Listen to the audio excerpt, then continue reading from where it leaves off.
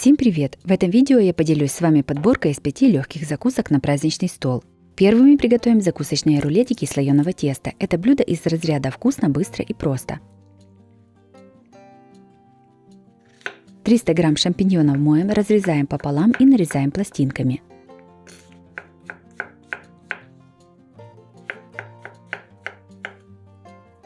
На разогретую сковороду наливаем немного растительного масла. Выкладываем грибы.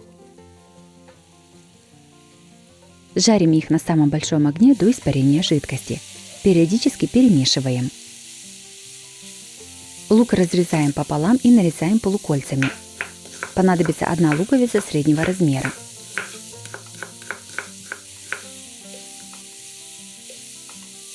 В сковороду к шампиньонам наливаем еще немного растительного масла. Кладем нарезанный лук. Все обжариваем еще 2-3 минуты. В конце приготовления все солим по вкусу и перчим черным молотым перцем. Перемешиваем и снимаем с огня. Берем лист слоеного бездрожжевого теста и разрезаем его на 2 части. Общий вес листа теста 500 грамм.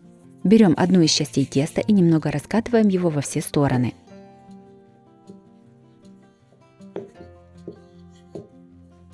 На раскатанное тесто выкладываем половину подготовленных грибов с луком. Равномерно их распределяем по всему листу. Немного не доходим начинкой до противоположного от себя края, чтобы потом удобнее было сворачивать рулет. 2-3 помидора нарезаем сначала пластинками, а затем кубиками.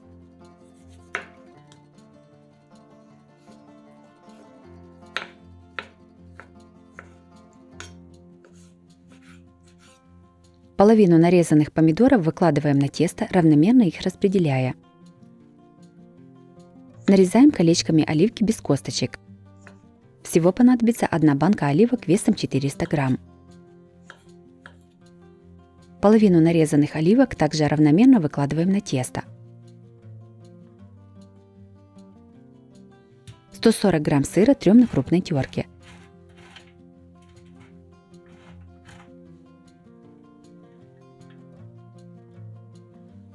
Половиной тертого сыра посыпаем на тесте все овощи и грибы.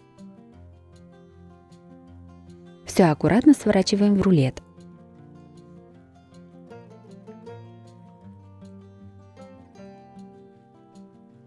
В самом конце защипываем тесто по всей длине. Рулет поворачиваем швом вниз и разделяем на 6 примерно одинаковых частей. Точно так же готовим второй рулет из оставшейся половины продуктов. Выкладываем получившиеся рулетики на противень от духовки, застеленный пергаментной бумагой. Между рулетиками оставляем пространство, чтобы им было место увеличиваться в размере при выпечке. В мисочку разбиваем одно яйцо. Взбиваем его вилкой. Взбитым яйцом сверху смазываем все рулетики. Все посыпаем кунжутными семечками.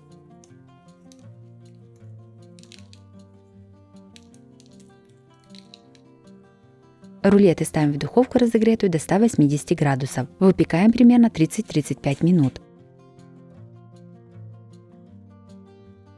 Рулетики готовы. Выкладываем их на блюдо и подаем на стол. Рулетики из слоеного теста с помидорами, грибами и оливками получились очень вкусными. Хрустящее тесто и вкусная начинка прекрасно сочетаются между собой. Готовятся они очень просто и достаточно быстро. Они прекрасно подойдут к любому столу.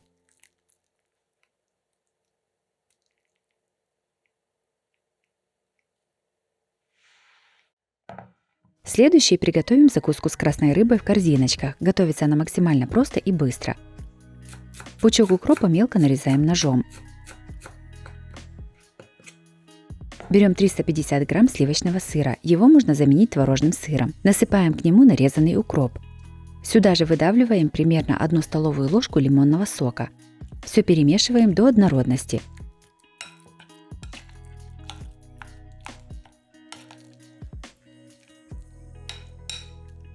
Приготовленную массу перекладываем в кулинарный мешок с насадкой «Звездочка».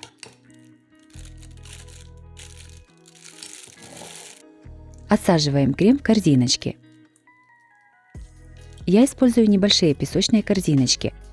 По желанию можно брать вафельные корзинки. Это количество ингредиентов рассчитано примерно на 30 корзиночек. Соленую красную рыбу нарезаем тонкими длинными пластинками. Каждую пластинку скручиваем, имитируя цветок.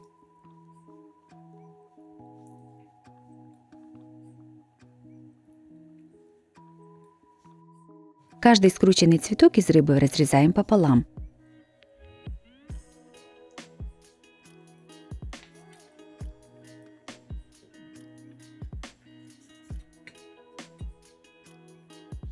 По центру каждой начиненной корзинки выставляем цветок из рыбы.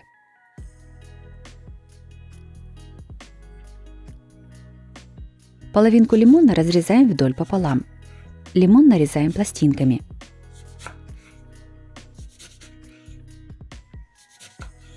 Каждую четвертинку лимона разрезаем еще на 3 части. Кусочками лимона украшаем корзинки.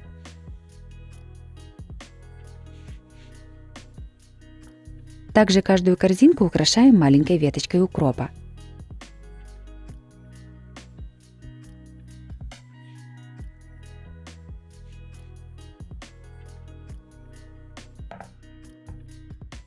Закуска в корзиночках с красной рыбой получилась очень красивой и вкусной. Такая закуска всегда разлетается со стола первой. Третий приготовим невероятно вкусную закуску в корзиночках. Она всегда пользуется успехом на праздничном столе и исчезает моментально. Шампиньоны моем и нарезаем на небольшие кусочки. У меня грибы среднего размера, я их нарезаю кубиками. Если грибочки совсем маленькие, то их можно нарезать пластинками. Всего понадобится 350 грамм грибов. На разогретую сковороду наливаем растительное масло. Насыпаем шампиньоны. Жарим грибы на самом большом огне, периодически перемешиваем. Пока жарятся шампиньоны, 2 луковицы среднего размера нарезаем кубиками.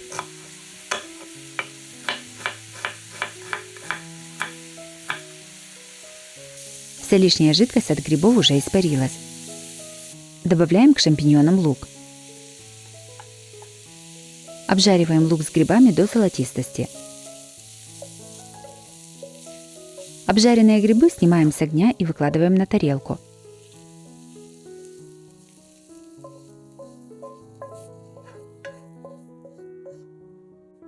Куриное филе моем и нарезаем небольшими кусочками. Понадобится примерно 300 грамм куриного мяса.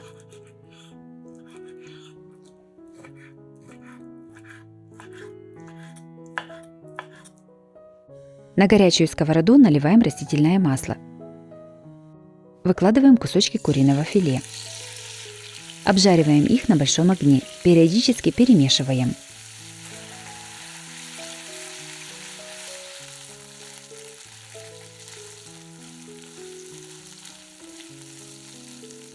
Когда мясо приготовилось, добавляем к нему уже готовые грибы с луком. Все солим по вкусу. И перчим черным молотым перцем. Сюда же наливаем 100 мл сливок. Я использую 15% сливки. Их можно заменить сметаной. Все перемешиваем. Сковороду накрываем крышкой и тушим мясо с грибами примерно 3-4 минуты на маленьком огне. Начинка готова. Выкладываем ее на тарелку остывать.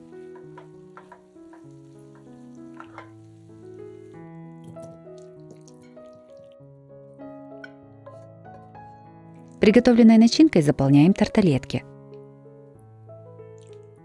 Я использую вафельные корзиночки, но также можно взять песочные. Из этого количества начинки у меня получилось 20 таких тарталеток. Количество очень зависит от размера корзиночек. 100 грамм сыра трем на мелкой терке.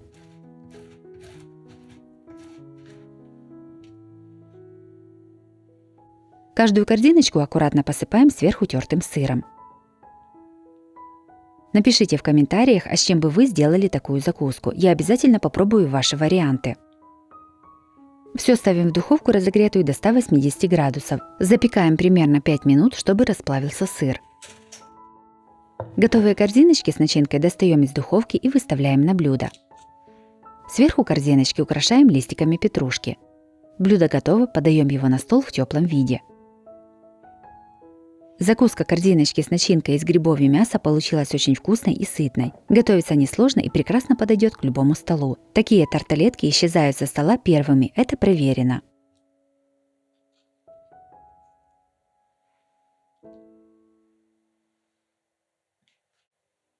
Четвертый приготовим закуску ресторанного уровня. Готовится она несложно и достаточно быстро.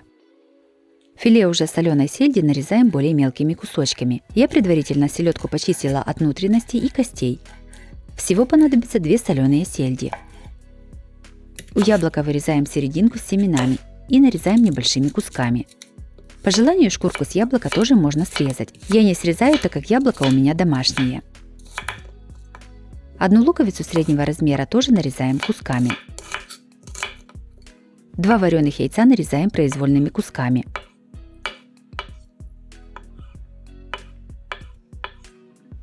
В чашу измельчителя кладем подготовленную селедку, лук, яблоки, вареные яйца и добавляем размягченное сливочное масло. Его понадобится 100 грамм. Все измельчаем до однородной массы. Я измельчаю в 2 подхода, так как сразу все в чашу не помещается.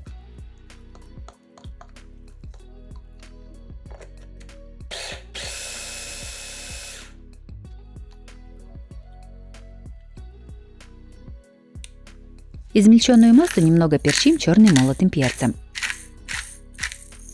Все перемешиваем. А вы любите форшмак? Если вы делали его и пробовали, то напишите в комментариях, с чем обычно вы его подаете. Приготовленный форшмак перекладываем в кулинарный мешок с насадкой звездочка.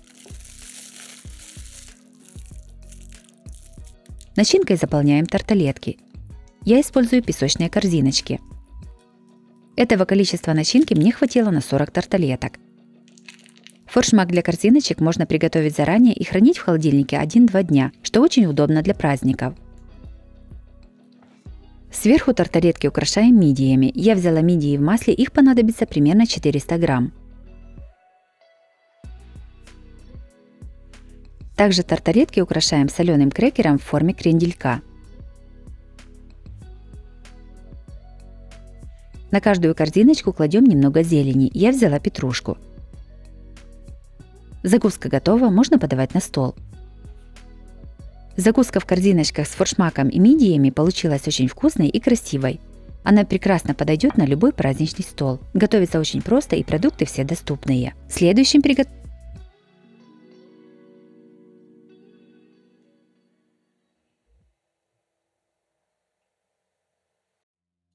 И последними приготовим 3 вида канапе с сыром. Эта закуска настолько простая в приготовлении, что с ней справится каждый. Готовится быстро и на столе смотрится эффектно. Такое вкусное и простое сочетание ингредиентов никого не оставит равнодушным. 200 грамм голландского сыра разрезаем сначала на пластинки толщиной примерно 1,5 см, а затем получившиеся пластинки нарезаем кубиками. На каждый кубик из сыра ставим виноград. Сверху все прокалываем зубочисткой. Я использую зеленый виноград сорта кишмыш. Таким методом готовим все канапе. Из 200 грамм сыра у меня получилось 30 канапе. Все зависит от того, какого размера вы нарежете кубики сыра. Следующими приготовим канапе из сыра камамбер. Головку сыра разрезаем на 4 одинаковые части. Затем каждую четвертинку разрезаем еще на 3 или 4 части. Я разрезала на 3. Помидоры черри разрезаем пополам, а затем каждую половинку еще раз пополам. Если помидоры совсем маленькие, то можно разрезать на 2 части. Складываем канапе. Берем кусочек сыра, на него кладем четвертинку помидора. Все прокалываем зубочисткой. Так готовим все канапе. Из одной головки сыра камамбер получается 12 или 16 канапе, в зависимости от того, на сколько кусочков вы разрежете сыр. Готовим третий вариант канапе. 200 грамм королевского сыра нарезаем пластинками толщиной примерно 1,5 см, а затем получившиеся пластинки разрезаем на кубики. На каждый кусочек сыра ставим розовую виноградинку. Все прокалываем зубочисткой. Так готовим все канапе. Все закуски приготовили, теперь берем большое плоское блюдо и красиво выставляем на него канапе. Диаметр моего блюда 25 см. На треть тарелки выставляем первые канапе с зеленым виноградом. Вторую треть блюда заставляем канапе с сыром камамбер и помидорами. И оставшуюся часть заставляем канапе с королевским сыром и розовым виноградом.